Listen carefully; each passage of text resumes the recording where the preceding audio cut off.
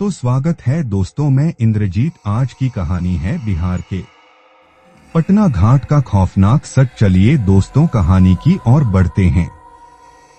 पटना घाट, जो गंगा नदी के किनारे स्थित है, अपने धार्मिक महत्व और सुंदरता के लिए प्रसिद्ध है।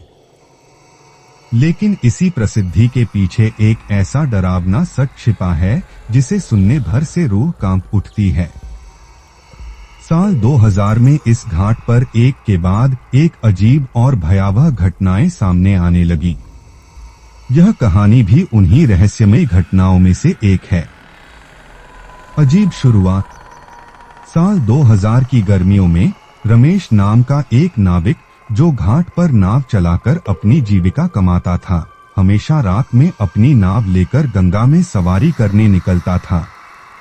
रमेश ने घाट के बारे में कई कहानियां सुनी थीं, लेकिन उसने कभी उन पर विश्वास नहीं किया। वह सोचता था कि ये सब लोगों की गढ़ी हुई बातें हैं। लेकिन एक रात ने उसकी जिंदगी बदल कर रख दी। सफेद साड़ी वाली औरत। उस रात चांदनी काफी तेज थी। गंगा का पानी शांत था, लेकिन माहौल में एक अजीब सी ठंडक थी।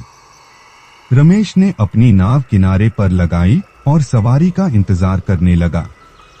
तभी उसने देखा कि घाट के किनारे एक औरत सफेद साड़ी में खड़ी थी। उसके बाल खुले हुए थे और वह नदी के किनारे इशारे कर रही थी। रमेश को लगा कि यह कोई साधारण महिला होगी जो रात के समय घाट पार करना चाहती है।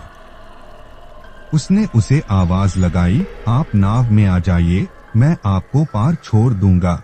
लेकिन वह महिला बस उसे देखती रही। थोड़ी देर बाद वह महिला घाट से उतरकर सीधे पानी में चलने लगी। रमेश के होश उड़ गए। नाविक की आप बीती। अगली सुबह रमेश ने गांव के लोगों को अपनी कहानी सुनाई। उसने कहा, मैंने जैसे ही अपनी नाव को किनारे से हटाया, मुझे महसूस हुआ कि कोई नाव को खींच रहा है। मैंने इधर उधर देखा, लेकिन वहां कोई नहीं था। अचानक मैंने अपने पीछे उसी औरत को देखा।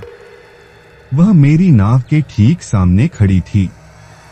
उसकी आंखें आग जैसी लाल थीं।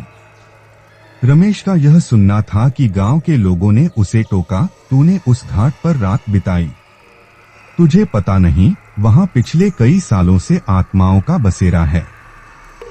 गांव के बुजुर्गों ने रमेश को बताया कि कई साल पहले इस घाट पर एक नवविवाहित जोड़ा जल प्रवाह के लिए आया था।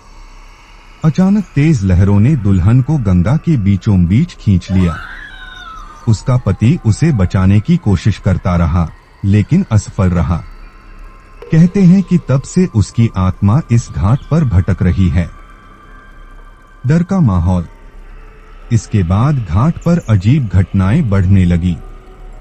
कई मछुआरों ने बताया कि रात में उनकी नाव अपने आप गंगा के बीच खींचने लगती है। कुछ ने बताया कि उन्हें पानी से किसी के रोने की आवाजें आती हैं।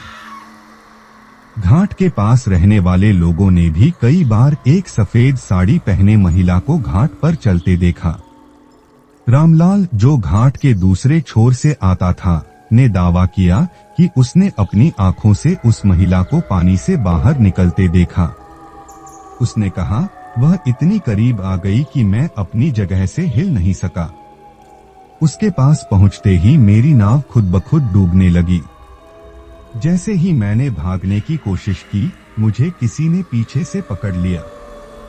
गंगा का रहस्य। आज भी पटना घाट पर रात के समय जाना मना है। जो भी वहां गया, वह खाली हाथ नहीं लौटा। कोई डरावने अनुभवों के साथ लौटता है तो किसी की कहानी अधूरी रह जाती है।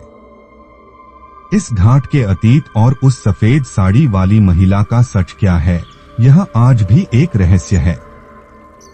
यह कहानी उन लोगों को भी सोचने पर मजबूर कर देती है जो इस घाट को केवल एक धार्मिक स्थान मानते हैं।